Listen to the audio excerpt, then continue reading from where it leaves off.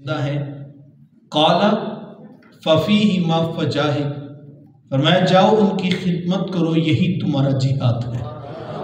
ماں تڑپ رہی ہو، بیٹا جہاد کرے یا تبلیغ، اللہ کا قرب نہیں ملے گا جب تک ساتھ میں ماں باپ راضی نہیں ہوں گے۔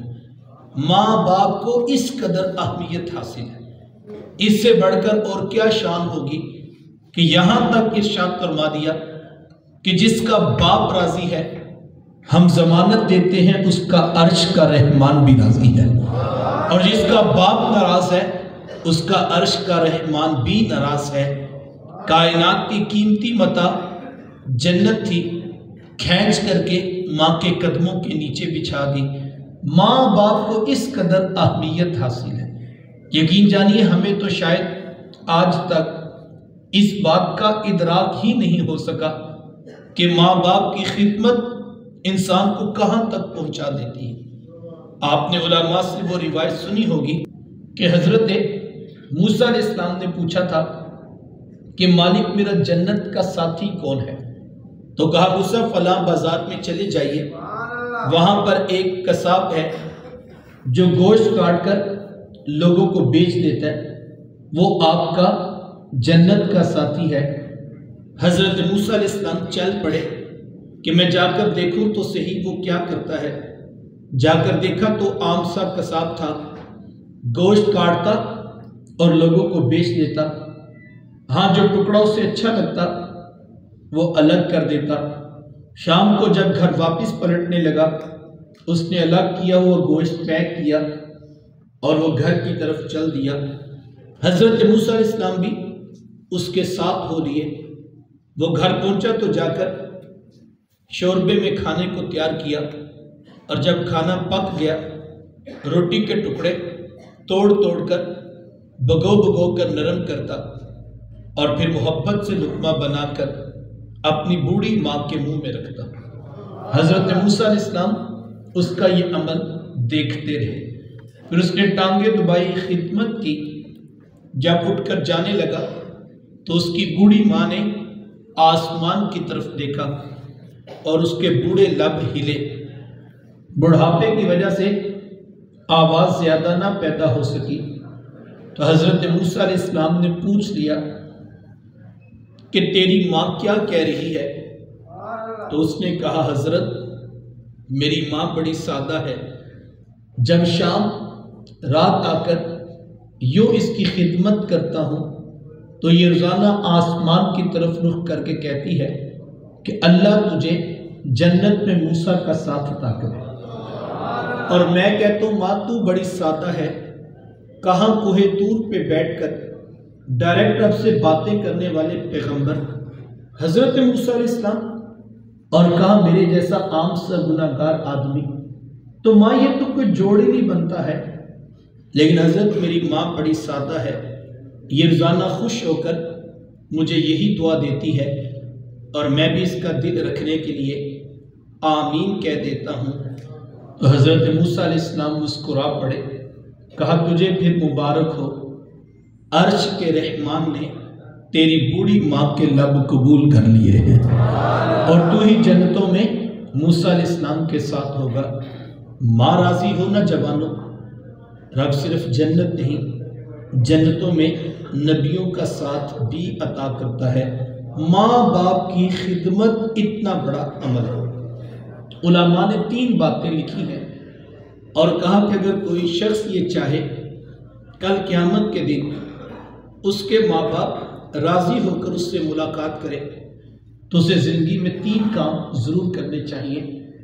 آج کی اس درس قرآن کی نشست سے میں آپ سے یہ چاہوں گا کہ یہ 3 باتیں ہم انگلیوں پر گن لیں اور پھر ساری زندگی ان 3 باتوں پر عمل پیرا ہو، اور صرف آج کی نشست میں نہیں، جب کبھی بھی ہم کسی دین کی محفل یا مجلس میں شریک ہوں اسی آرزو کے ساتھ بیٹھیں کہ یا اللہ آج جو تیرے نبی کے فرامین سنوں اس پر مجھے عمل کی توفیق عطا کر۔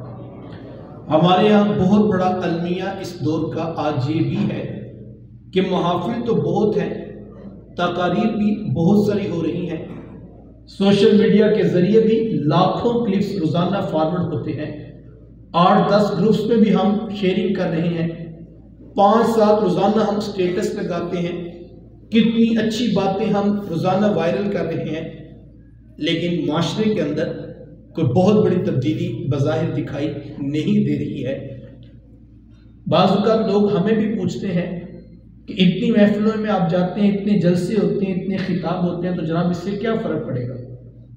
تو بات تو معقول ہے پوچھنے والوں کی، لیکن میں اس پہ کہا کرتا ہوں کہ پہلی بات تو یہ ہے کہ آپ یہ دیکھیے کہ جو بہت ساری محافل ہوتی ہیں ان کے اندر ہوتا کیا ہے، ذرا ہم اپنا انالیسز کریں کہ آپ اس طرح اپنے پورے شہر کی مجالس و محافل اٹھائیں اور دیکھیں کہ آ جا کر بچا بھی کیا ہے ہمارے سٹیج پر۔ بکے ہوئے خطیب، بھنڈ قسم کے نقیب اور ڈانس کرتے نعت خواں ہم نے سٹیجوں پہ کھڑے کر دیے، اور پیچھے رہ گئی تھی عوام، تو بینکوں سے نئے نوٹ نکال لائے اور انہوں نے کیمرے کے آگے یوں کھڑے ہو کر پھینکنے شروع کر دیے۔ تو میں نے کہا جناب 100 کیا 1000 کیا، آپ اس طرح کی سال میں 1 کروڑ محفلیں بھی کر لیں، کوئی نتیجہ نہیں آئے گا۔ کاش کہ ہم عمل کرنے کا مزاج پیدا کریں، اور جب تک منبر و محراب سے بامقصد گفتگو دین اور شریعہ کا پیغام لوگوں تک نہیں پہنچے گا، عمل تو دوسرا درجہ ہے۔ پہلے ہم اس کو تو منظم کریں، اس کو تو بامقصد بنائیں۔ آپ یقین جانیے بعض اوقات لوگ کہکے لگا کے ہنس رہے ہوتے ہیں، اور جناب حد ہو گئی، کمال ہو گیا، لطف آ گیا، کوئی صبح پوچھتا جناب ہوا کیا ہے، تو کہتے بس یہ آپ چھوڑے، بڑا لطف آیا۔ تو اب کیا بتائیں کہ کیا لطف آئے؟ اس نے تو کان پہ ہاتھ رکھ کے سر کھینچ کے شعر سنائے، وہ ہمیں آتے نہیں ہیں۔ اس نے لطیفے سنائے، تو کیا بتائیں 70,000 میں ہم نے رات لطیفے سنے، یا اس نے جو ہے وہ شریعت کا تماشا بنا کے رکھا، تو اب وہ بتاتے ہیں شرم آتی ہے ہمیں، تو پھر ہم کہتے ہیں بس لطف آیا، حد ہوگی، کمال ہو گیا۔ کہا کیا کسی نے، حاصل کسی کو کیا ہوا یہ کسی کو بھی نہیں پتا۔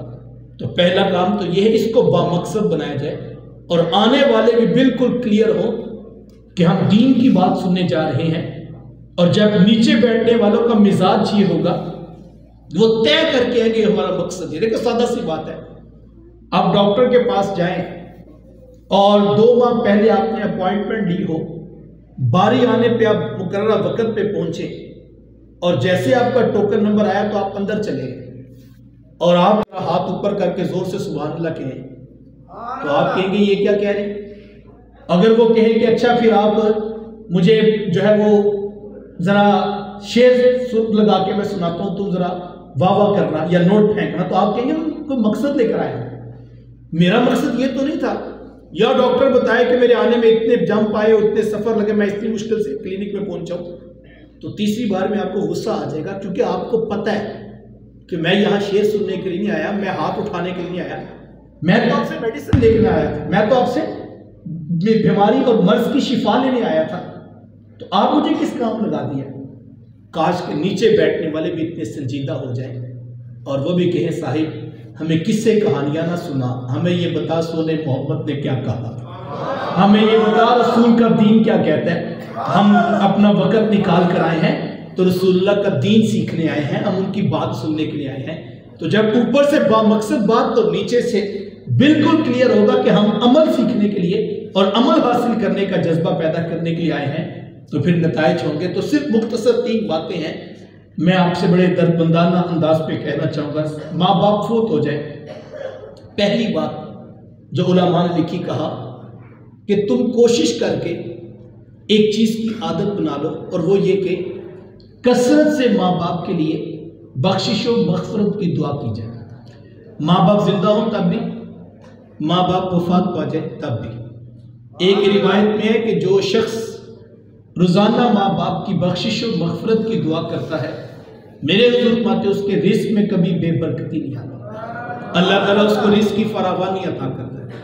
اب دعائیں بخشش کا انداز کوئی بھی ہو سکتا ہے، آپ کل کا ختم دلوائیں، چہلم کی تقریب رکھیں، یا سالانہ برسی پہ قرآن خوانی کروا کے سینکڑوں لوگوں کے ہاتھ اپنے ماں باپ کی بخشش و مغفرت کے لیے دعا کے لیے اٹھا لیں۔ یقیناً یہ باعث برکت عمل ہے، لیکن میں یہ کہتا ہوں اس مصروف ترین دور کے اندر کس کے پاس اتنا وقت ہوگا کہ وہ روزانہ سینکڑوں ہزاروں لوگوں کو جمع کرے اور اتنے اہتمام کے ساتھ اپنے ماں باپ کے لیے بخشش و مغفرت کی دعائیں کروائے؟ یقیناً دوست احباب گاہے بگاہے اس طرح کی محافل کا انعقاد کرتے ہیں اور یہ باعث برکت ہے، میں ان کی نفی نہیں کرتا، لیکن میں ساتھ میں یہ ضرور کہتا ہوں کہ یہ آپ روزانہ نہیں کر سکیں گے، اور دعا تو روزانہ کرنی چاہیے بلکہ دن میں کئی بار کرنی چاہیے۔ تو پھر کیا کیا جائے؟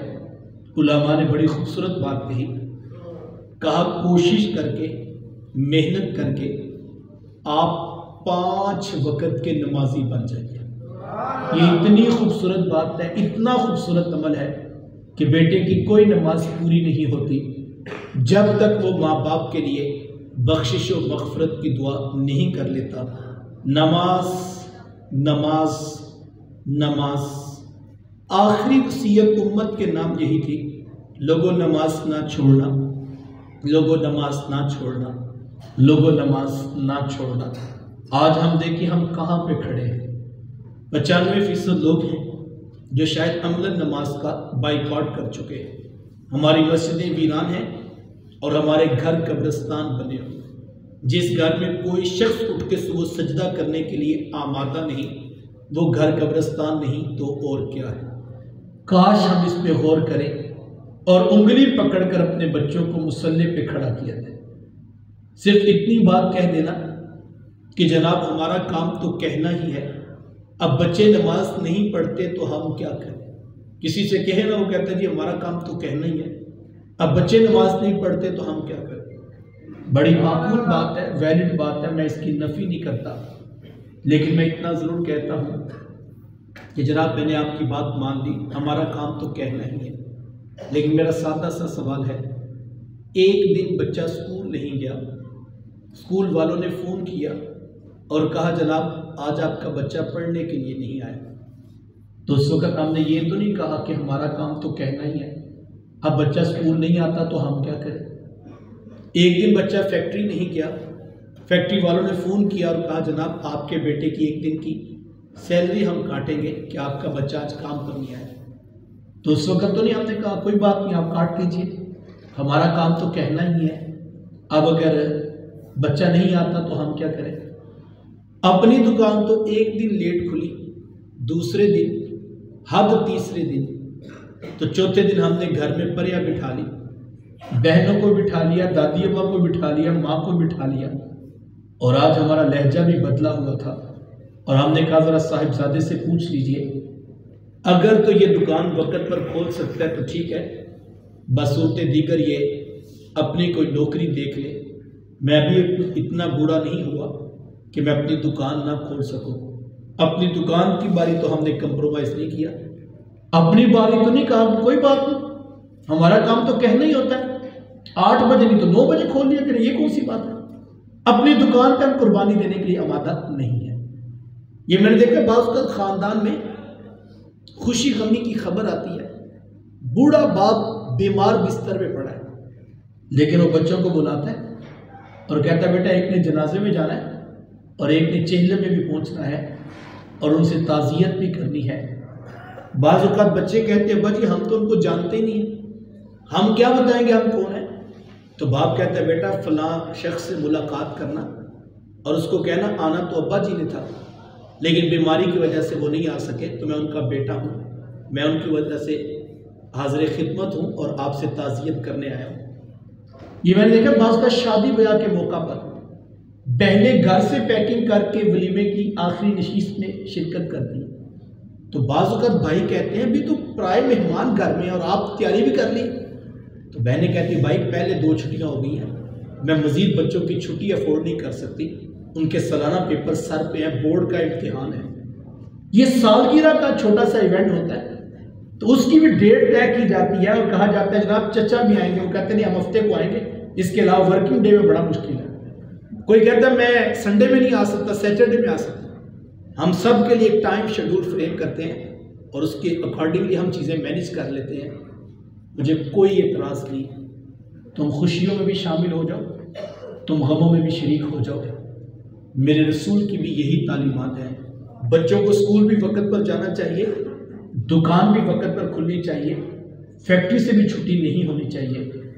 لیکن میرا ایک سادہ سا سوال ہے کہ یار ہمیں ہر جگہ کی حاضری کی فکر ہے, نہیں فکر رہی تو پیدا کرنے والے کی دہلیز پہ جھکنے کی فکر نہیں رہی. ایک سجدہ جسے تو گرا سمجھتا ہے, 1000 سجدے سے بندے کو دیتا ہے نجات. کاش ہم سجدہ سیکھ لیں. یقین جانیے بڑے خوش قسمت ہے وہ ماں باپ جن کی اولادیں پنجگانہ نماز کی عادت رکھتی ہیں. میں کہتا ہوں کیا خوبصورت ان کی زندگیاں ہیں جن کی زندگی میں نماز پنجگانہ ہے. یار ہو سکتا ہے ہمارے بیٹے ہمارے جانے کے بعد بہت بڑا ختم نہ دلوا سکے, ہو سکتا ہے تم نے بیٹے کو تاجر ہی بنایا لیکن 2 خوبیاں اس کی روح میں تم نے اتار دی. سنو میرے حضور کیا فرماتے ہیں, التاجر الصدوق الامین مع الانبیاء یوم القیامہ. فرمایا سچے اور امانت دار تاجر کل نبیوں کے ساتھ کھڑے کیے جائیں گے. تو مجھے بتاؤ جس باپ کا بیٹا انبیاء کی صف میں ہوگا اس باپ کا چہرہ بھی تو دیکھنے والا ہو. کاش ہم اسی پر محنت کر لیں. دین تمہارا کہیں نہیں جانے دے گا تمہیں. جب تک تم دین کے ساتھ جڑے ہو تم خیر کے ساتھ ہو, عافیت کے ساتھ ہو, دنیا بھی اچھی ہے کل آخرت بھی اچھی ہوگی. تو پہلی چیز نماز پنجگانہ کا اہتمام رہے. دوسری بات علماء نے لکھی, ماں باپ فوت ہو جائے تو ان کے رشتہ داروں سے اچھا سلوک کیا جائے. ماں فوت ہو گئی ہے تو ماموں خالہ کے ساتھ, باپ فوت ہو گیا ہے تو چچا تایا پھپھو کے ساتھ اس نے سلوک کیا جائے. اس سے بھی ماں باپ کی روح خوش ہوتی ہے. وہ کسی شاگرد نے پوچھا تھا کہ استاد جی ماں باپ فوت ہو جائے تو پھر کیا کریں؟ کہا بیٹا ماں باپ فوت ہو جائے تو ان کی نشانیوں سے پیار کیا. کہا حضرت ماں باپ کی بھی نشانیاں ہوتی ہیں؟ کہا ہاں بیٹا یہ جو بہن بھائی ہوتے ہیں نا یہ ماں باپ کی نشانیاں ہوتی ہیں. ماں فوت ہوگی ہے بہنوں کے سروں پہ شفقت کے ہاتھ رکھو. باپ فوت ہو گیا بھائیوں کو سینے سے لگا کے رکھو. اس سے بھی ماں باپ کی روح خوش ہوتی ہے. ویسے بھی تعلیمات شریعت ہیں. فرمایا کہ جو تیرے ساتھ تعلق توڑے تو اس کے ساتھ تعلق جوڑ, جو تجھے محروم رکھے تو اس کی جھولیاں بھر دیا کر. فرمایا وہ شخص جنت میں داخل نہیں ہوگا. پوچھا گیا حضور کون جنت میں داخل نہیں ہوگا؟ فرمایا قاطع الرحم, رشتوں کو توڑنے والا جنت میں داخل نہیں ہوگا. ایک حدیث میں ہے جنت میں جانا تو بڑے دور کی بات. ایک حدیث میں ہے وہ شخص جنت کی خوشبو بھی نہیں پا سکے, جبکہ جنتی ابھی جنت سے 500 سال کی مسافت پہ ہوگا کہ جنت کی خوشبو آنا شروع ہو جائے گی. لیکن جو رشتوں کو توڑنے والا ہے وہ جنت کی خوشبو بھی نہیں پا سکے گا. ہمیں یہ تاکید کی گئی تم سلو کر لینا, معاف کر دینا, جوڑنے کی کوشش کرنا. لیکن آج ہم دیکھیں خاندان ٹوٹ گئے, رشتے پامال ہو گئے. ہر شخص اپنی دولت کے نشے میں اس قدر آگے بڑھ گیا کہ ہر کوئی کہتا ہے جی ہم تو اپنے گھر سے کھاتے ہیں, سب اپنے گھر سے ہی کھاتے ہیں جناب. لیکن خاندان کو ساتھ لے کر چلنا, بہن بھائیوں کو, ماں باپ کو اور اولاد کے ساتھ, اعزاء و اقربا کے ساتھ اچھا سلوک, یہ میرے اسلام کا, میرے رسول کی تعلیمات کا خلاصہ ہے. آقا کریم الاسلام ساری زندگی آپ کو, خاندان کو, معاشرے کو, سوسائٹی کو جوڑتے ہوئے نظر آئے. اللہ کے رسول صلی اللہ علیہ وآلہ وسلم, ایک حدیث سن لیجیے اور میرا ماننا یہ ہے کہ اس حدیث کے اندر اتنی بڑی بشارت سنائی گئی ہے کہ ہو نہیں سکتا جس نے یہ حدیث سنی ہو پھر اس سلو کیے بغیر نیند آ جائے. اتنی بڑی بشارت ہے اس ایک حدیث کے اندر. فرمایا وہ شخص کہ جو جھگڑا چھوڑ دے اس کے باوجود کہ وہ حق پر ہے کہ وہ جھگڑا کر سکتا ہے, یعنی وہ ناجائز بات نہیں کر رہا, وہ جو بات کر رہا ہے ٹھیک کر رہا ہے, لیکن بات کرے دلائل دے تو اختلاف پڑتا ہے, جھگڑا طول پکڑتا ہے. میرے حضور فرماتے ہیں جو شخص حق پر ہونے کے باوجود جھگڑا چھوڑ دے, میرے حضور فرماتے ہیں وہ جھگڑا چھوڑ دے, میں محمد اس کو جنت میں محل کی ضمانت دیتا ہوں. اس کا محل میرے ذمہ ہے۔ کس کا؟ جو حق پر ہونے کے باوجود جھگڑا چھوڑ دے۔ تعلیمات تو یہ تھی تم حق پر ہو پھر بھی جھگڑا چھوڑ دو، لیکن ہم حق پر نہیں ہوتے۔ سارے خاندان کو پتا ہوتا ہے ظالم پارٹی کون ہے، مظلوم کون ہے، سب کو پتا ہوتا ہے قاتل کون ہے، مقتول کون ہے، سب کو پتا ہوتا ہے قبضہ گروپ کون ہے، لیکن اس وقت کوئی کہے یار آپ کو نہیں پتا، تو وہ کہتے ہیں یہ چھوڑو کہ حق پر کون ہے، باطل کون ہے۔ ہم نے یہ دیکھنا ہے خاندان کہاں کھڑا ہے، ہم نے یہ دیکھنا ہے کہ صاحب ثروت کہاں کھڑا ہے، صاحب طاقت کہاں ہے، تو ہم اس کے پلڑے میں اپنا وزن ڈال دیتے ہیں۔ اس دنیا سے کوئی کچھ نہیں لے کر گیا، ہم خالی ہاتھ آئے تھے، ہم نے خالی ہاتھ ہی واپس جانا ہے۔ سلو کر لینے کا حوصلہ پیدا کیجئے، معاف کر دینے کی عادت کو اختیار کیجئے۔ یہ میرے رسول کی تعلیمات ہیں۔ اپنے دل کی حفاظت کیجئے، اس میں کسی کا حسد، حقد، بغض، نفرت یہ پروان نہیں چڑھنی چاہیے۔ بھائیوں کے لیے اچھے خیر کے جذبات رکھیں، خاندان والوں کے لیے اچھے جذبات رکھیے۔ یہ حضور اسلام کی تعلیمات ہیں۔ آقا کریم علیہ السلام تشریف فرماتے، صحابہ بیٹھے تھے کہ دریائے رحمت جوش میں آیا تو حضور فرمایا کہ صحابہ جنتی شخص کو دیکھنا چاہتے ہو؟ تو عرض کی حضور کیوں نہیں، آپ ارشاد فرمائے۔ فرمایا سامنے دروازے پہ دیکھو، آنے والا شخص پکا جنتی شخص ہے۔ صحابہ فرماتے ہم نے نظریں گاڑ لی کہ دیکھے کون خوش قسمت ہے جو آ گیا۔ فرماتے تھوڑی دیر کے بعد ایک سفید بالوں والے بوڑھے بابا جی مسجد میں داخل ہوئے اور تازہ وضو کی وجہ سے پانی کے قطرے داڑھی سے ٹپک رہے تھے۔ فرماتے ہمیں ان کو دیکھ کر ان کی قسمت پر رشک آنے لگا۔ دوسرا دن ہوا تو حضور فرمایا کہ صحابہ جنتی دیکھنا چاہتے ہو؟ ہم نے کہا حضور کیوں نہیں، آپ ارشاد فرمائے۔ فرماتے ہم ان کی قسمت پہ رشک کرنے لگے کہ دوسرے دن بھی اسی شخص کو جنت کی ضمانت۔ تیسرے دن بیٹھے تھے کہ دریائے رحمت جوش میں ہے، فرمایا جنتی دیکھنا چاہو تو دروازے پہ دیکھو، آنے والا شخص جنتی ہے۔ ابن عمر فرماتے ہم دیکھ رہے تھے، تیسرے دن بھی وہی بابا جی اور وہی انداز، تازہ وضو کے قطرے داڑھی سے ٹپک رہے۔ مجلس برخاست میں لوگ اٹھ کے گھروں کو چلے گئے۔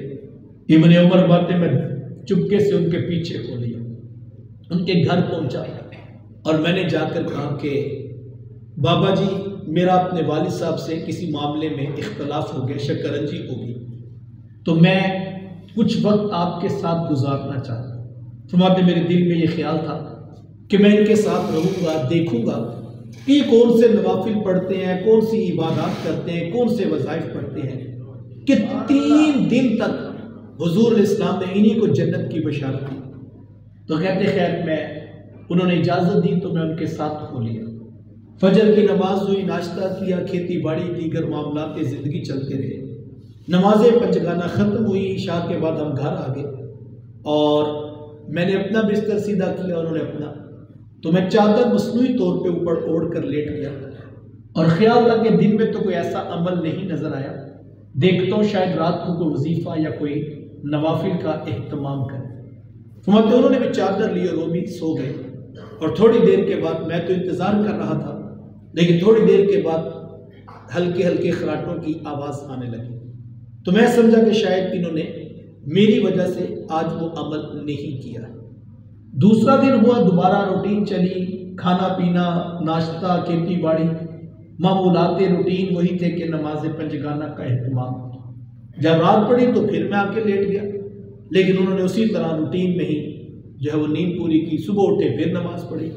کہتے اسی طرح 3 دن گزر گئے، تو میں سمجھا کہ شاید ان کو پتہ چل گیا اور یہ کوئی خاص عمل تو مجھے نظر نہیں آ رہا۔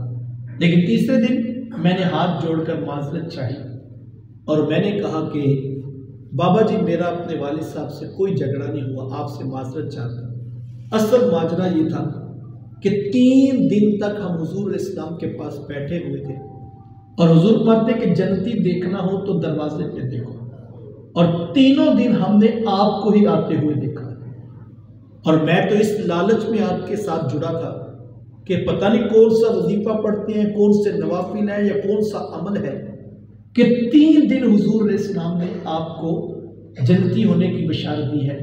شاید کہ آپ نے میری وجہ سے کوئی عمل چھوڑ دیا ہے، تو میں معذرت چاہتا ہوں، میں تو یہ پوچھنا چاہتا ہوں کہ آپ کون سا عمل کرتے ہیں کہ 3 دن تک آپ کو محبوب علیہ السلام نے جنت کی ضمانت دی ہے، تو جو جواب وہ بزرگ صحابی رسول نے دیا وہ سننے والا ہے۔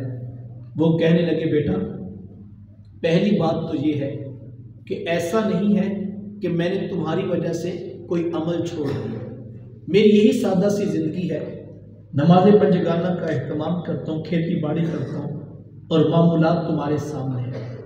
اور رہ گئی دوسری بات کہ وہ عمل کون سا ہے، تو جو بات تم کہہ رہے ہو اگر واقعی اسی طرح ہے تو میں یہ سمجھتا ہوں کہ میرا ایک عمل ایسا ہے جو تم ساری زندگی بھی میرے ساتھ رہتے تو تمہیں پھر بھی نظر نہ آتا، اور یہ جو بشارت تم بتا رہے ہو اگر یہ میرے حق میں ہے تو اس کی وجہ سے ہے جو عمل میں تمہارے سامنے کرتا بھی نہیں رہا لیکن میں کرتا بھی رہا ہوں۔ تو کہا کہ وہ کون سا عمل ہے؟ تو بزرگ صحابی فرمانے لگے کہ بیٹا یہ جو میرے سینے میں دل ہے نا، اس میں کسی مومن کا کوئی بغض نہیں ہے، میرا دل بالکل صاف ہے، اس میں نہ نفرت ہے، نہ حسد ہے، نہ حقد ہے، نہ بغض ہے، نہ کینہ ہے، میں اس دل کی حفاظت کرتا ہوں۔ اور جو بات تم سنا رہے ہو یہ کسی وظیفے کا نہیں، یہ میرے دل کا کمال ہے، تو اس دل کی حفاظت کی جائے، بہنوں کا پیار ہو، بھائیوں کی محبت ہو، نفرت نہ ہو، حسد نہ ہو، حقد نہ ہو، بغض نہ ہو۔ معاشرے میں جہاں بھی ہم بیٹھے مومن کی تو پہچان یہ بتائی گئی تھی خیر الناس میں ینفع الناس، بہتر وہ ہے جو لوگوں کو نفع پہنچانے والا ہے، جس کی زبان اور جس کے ہاتھ سے لوگ محفوظ رہتے ہیں۔ لیکن آج ہمارا فائدہ کسی کام میں نہ بھی ہو تو ہم دوسرے کا نقصان پھر بھی چاہ رہے ہوتے ہیں، اور ہم اپنے ہی حسد کی آگ میں اپنے ہی بھائیوں کے گریبان پکڑ کر مطمئن ہو رہے ہوتے ہیں۔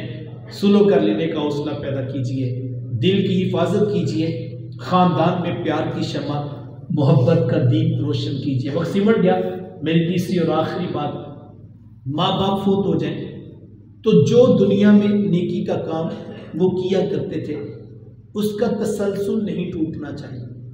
کسی غریب کی مدد کرتے تھے، کسی یتیم کی فیس دیتے تھے، کسی بیوہ کے گھر میں راشن، کسی مسجد، مدرسہ یا ہاسپٹل میں فنڈ پہنچاتے تھے، تو یہ نہیں کہ اگلے دن وہ آئے تو آپ کے وہ تو آج ہی سب کرتے تھے، اب کل سے آپ نہ آئیے گا، ایسے نہیں ہونا چاہیے۔ نیکی نسل در نسل آگے چلتی رہنی چاہیے، نیکی میں بڑی طاقت ہے، نیکی اللہ اکبر۔ میرے حضور تو فرماتے ہیں جس شخص نے ایک خشک کھجور راہ خدا میں صدقہ کی، اس کے پاس تازہ کھجور نہیں ہے، ایک کھجور ہے اور وہ بھی خشک ہو چکی ہے، میرے حضور فرماتے ہیں جس نے اتنا صدقہ بھی کیا فرمایا اس کی رحمتوں سے بعید نہیں، وہ اس کھجور کا صدقہ تمہیں بھڑکتے ہوئے جہنم کے شعلوں سے آزاد کر دیتا۔ اگر اتنی سی نیکی بھی قبول ہوگی، بعض کا نیکی ہمارے سامنے ہوتی ہے، گلی سے گزر رہے تھے کہ کانٹے دار شاخ پڑی تھی، تم نے ہٹا دی، اللہ کے ہاں یہ بھی صدقہ لکھا جاتا۔ غریب صحابہ نے تو مسئلہ حل کروا لیا، عرض کی حضور ہم تو غریب ہیں، ہم تو اتنے درہم اتنے دینار نہیں خرچ کر سکتے، امیر صحابہ تو اتنا مال خرچ کرتے ہیں، اتنی نیکیاں کما لیتے ہیں، تو فرمایا تم اتنے غریب تو نہیں ہو کہ تمہارے لبوں پہ مسکراہٹ بھی نہیں آ سکتی، مومن بھائی کو مسکرا کے دیکھ لیا کرو، اللہ کے ہاں یہ بھی صدقہ لکھا جاتا ہے۔ تو اتنی سی محبت، اتنا سا پیار بھی اگر بانٹ سکیں تو یہ معاشرے میں روشنیاں اور اجالوں اپنے گھروں کی طرف پلٹے، گھر جائیں تو کھانا کھا کے بستر سیدھا کر کے ہم مطمئن ہو کے سو نہ جائیں کہ جناب دیکھو آج تو الحمدللہ میں نے جلسہ بھی سنا، محفل بھی سنی، نہیں، میں کہنا چاہوں گا وہ بات بھولیے گا نا، اگر صبح کی کسی کی 5 نمازیں بھی رہتی ہیں میں بارے دیگر توجہ دلاؤں گا، گھر جا کے وضو کر کے کمرہ بند کر لیجئے اور مصلی بچھا لیجئے، پہلے فجر قضا کیجئے، پھر ظہر، پھر عصر، پھر مغرب، اور پھر عشاء کی نماز کا وقت باقی ہے وہ پڑھ لینے کے بعد ہاتھ جوڑ کر اپنے رب سے معافی مانگیے اور عرض کیجئے مالک دیکھ آج تیرا بندہ تیری دہلیز پہ واپس پلٹ آیا ہے، مالک اپنے بندے کو معاف کر دے، وہ بڑا کریم ہے، وہ آنے والوں کو معاف کر دیتا ہے۔ یہ دنیا دار ہے جو کہتے 900 چوہے کھا کے بلی حج کو چلی، اس کی بارگاہ میں ایسا کوئی ضابطہ نہیں، اس کی بارگاہ میں کوئی جب پلٹ کر واپس آتا ہے وہ فرشتوں میں فخر کرتا ہے، فرشتوں دیکھو آخر میرا بندہ میری دہلیز پہ ہی آیا ہے، تم گواہ ہو جو میں نے اپنے بندے کے گناہوں کو معاف کر دیا۔ ہم تو مائل بکرم ہیں کوئی سائل ہی نہیں، راہ دکھلائیں کسے کوئی راہ روے منزل ہی نہیں۔ آئیے اپنے رب کو راضی کیجئے، نماز پنجگانہ کا اہتمام۔ یقیناً بہت سارے نوجوانوں نے، بہت سارے دوستوں نے نیت کی ہوگی، یہ شب برات ہے، پھر رمضان المبارک ہے، ہم روزہ بھی رکھیں گے، تراویح بھی پڑھیں گے، نماز پنجگانہ کا اہتمام بھی کریں گے۔ بڑی اچھی بات ہے، بہت بابرکت نیت ہے، لیکن میں یہ کہنا چاہوں گا، یہ کس کو یقین ہے کہ اس کو رمضان دیکھنا نصیب ہو؟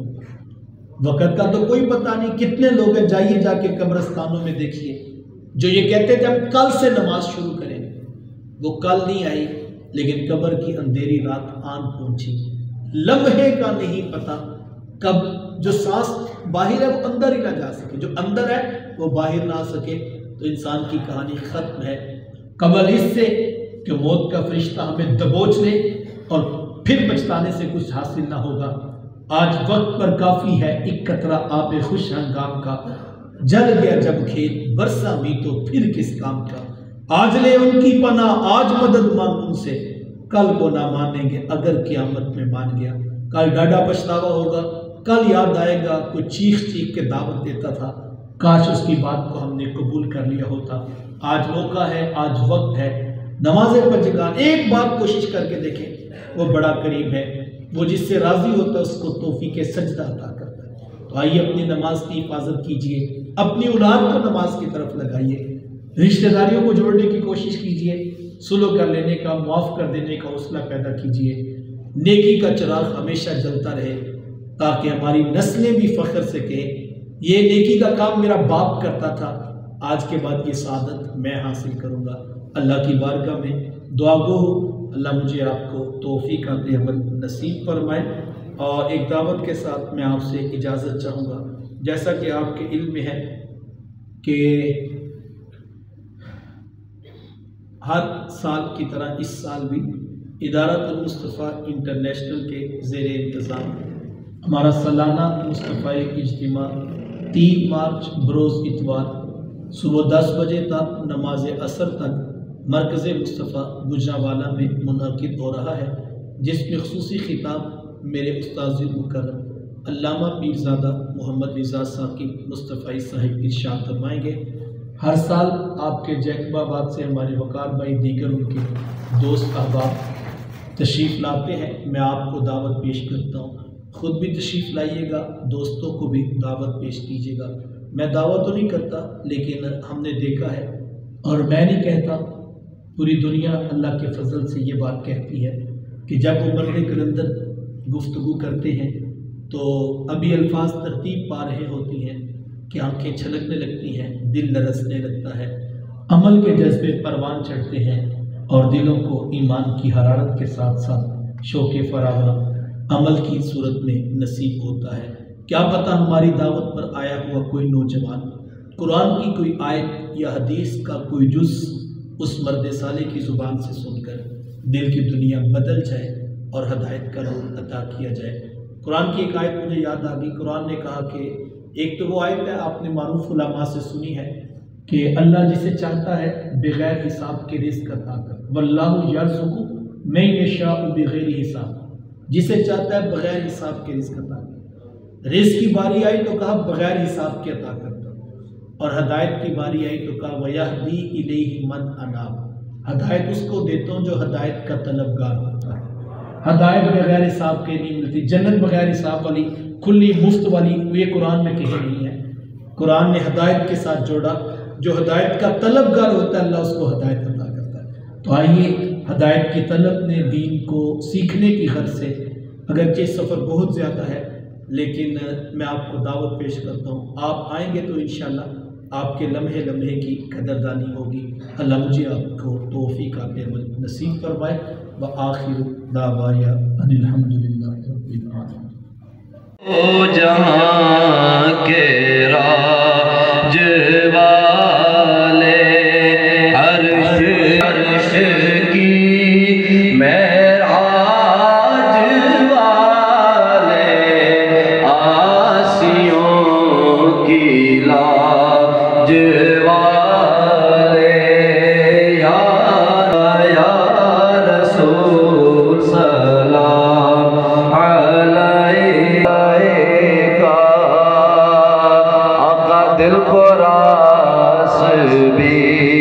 تم ہی حسبی تم ہی ہو یا نبی سلام علیکہ یا رسول صلوات اللہ علیکہ